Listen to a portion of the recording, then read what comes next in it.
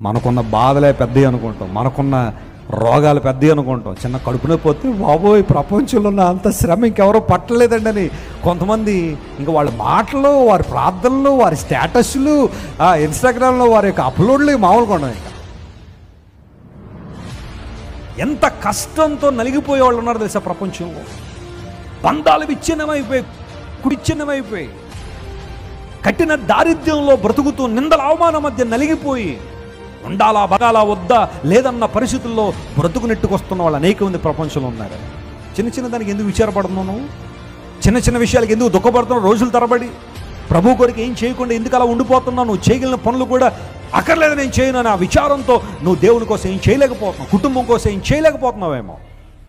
Bible సెలవిస్తూ ఉంది, నా సమయం రానే వచ్చింది, నేను వారి విచారాన్ని కొట్టివేసి వారిని ఏం చేయబోతున్నాను?